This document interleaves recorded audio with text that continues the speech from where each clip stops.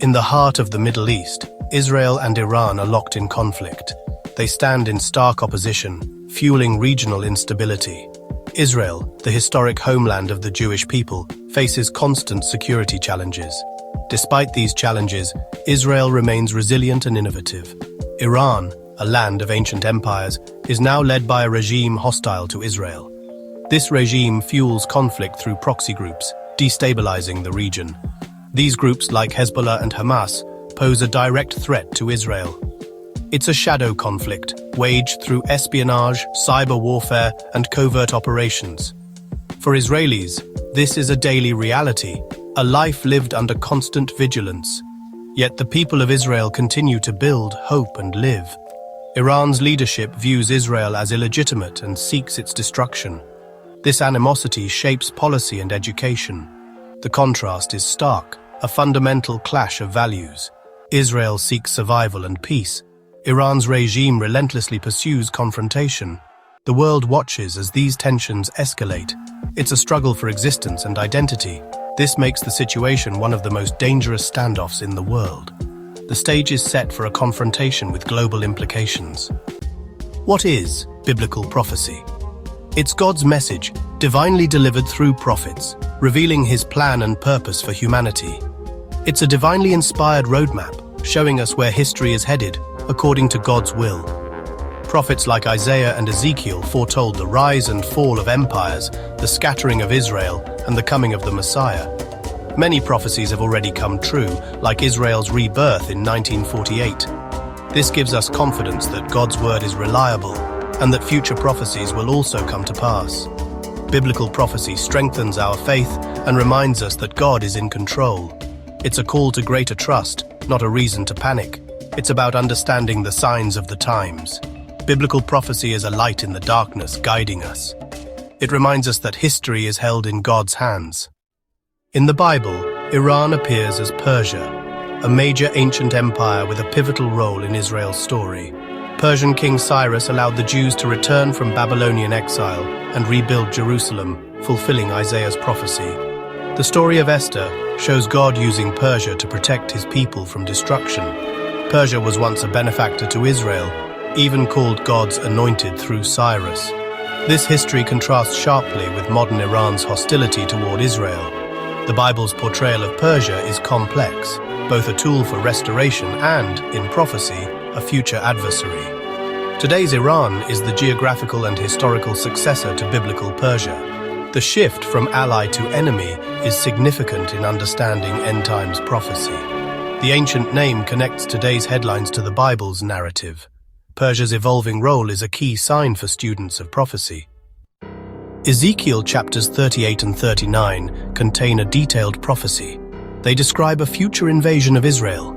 This invasion will not be a small skirmish, but a large-scale assault. It will be carried out by a vast coalition of nations, coming together for a common purpose. The leader of this coalition is identified as Gog of Magog, and this figure is often linked to regions situated north of Israel, with many scholars suggesting a possible connection to Russia and its surrounding territories. Crucially, the ancient nation of Persia, which corresponds to modern-day Iran, is specifically named as a key and willing ally in this end-times alliance, highlighting its significant role in the events to come. The prophecy paints a picture of Israel as a nation that has been regathered from exile after a long period of dispersion and now finds itself living in a state of relative security and peace, a description that closely mirrors the reality we see in Israel today. The invaders are drawn by the prospect of seizing Israel's wealth and resources, their actions fueled by a potent combination of greed and deep-seated hatred. But the central focus of this prophecy is God's response. He intervenes in a dramatic and supernatural way, unleashing His power to utterly destroy the invading armies. The intervention includes massive earthquakes, devastating fire, and widespread chaos, all of which will serve to reveal God's awesome power and sovereignty to the entire world. The ultimate purpose behind this intervention is clear: to demonstrate to all nations that the God of Israel is undeniably real and unwavering in His faithfulness to His promises. This profound prophecy has captivated and fascinated biblical scholars and theologians for centuries, and with each passing year, It seems to resonate with increasing relevance in light of current global events. The historical and cultural connection between ancient Persia and the modern nation of Iran is both direct and undeniable, adding weight to the interpretation of the prophecy. Ezekiel's vision serves as a powerful reminder, pointing towards a dramatic and decisive divine intervention in the last days, an intervention that will reshape the world as we know it. Today we see alliances forming that mirror Ezekiel's prophecy, Russia, Iran and Turkey deepening ties. These nations conduct joint military exercises and share anti-Israel rhetoric.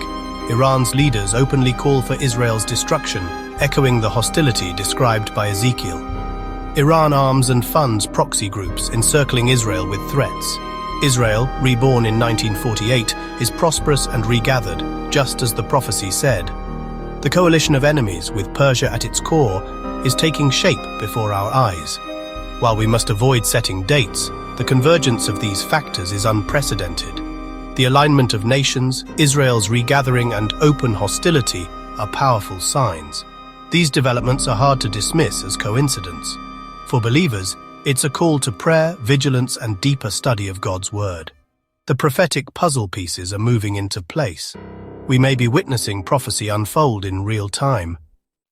People respond to these events with fear or hope, depending on their worldview. For many, the Middle East's turmoil is a source of anxiety and uncertainty. Without the perspective of prophecy, the future seems bleak and unpredictable. Even some believers feel uneasy, reading of wars and tribulation in the Bible. But prophecy is meant to prepare us, not frighten us. For others, these events confirm God's sovereignty and the truth of His Word. They see not chaos, but God's plan unfolding. This perspective transforms fear into anticipation for Christ's return. We are called to pray for peace, for Israel, and for the people of Iran. Our hope is not in politics, but in the return of the Prince of Peace. Prophecy encourages us to live with urgency and share the gospel. Our redemption draws near. Let hope, not fear, guide us. In a world of conflict and uncertainty, true peace is found in God's presence, not in the absence of trouble. Biblical prophecy is a foundation for peace, reminding us that history is guided by God's hand. Faith means trusting God's promises, even when circumstances are dire. When nations rage, we remember God is our refuge and Israel's ultimate defender. This knowledge anchors us amid the storm, giving calm assurance. We are called to pray for all affected by conflict, Israelis, Iranians, and others. Many Iranians do not share their leaders' hostility. The church in Iran is growing. Our battle is spiritual, and our response should be love and prayer. The story of Iran, Israel, and prophecy is ultimately one of hope. These conflicts are birth pains, signaling the coming of God's kingdom. Let us fix our eyes on Jesus, our source of peace and hope for the future.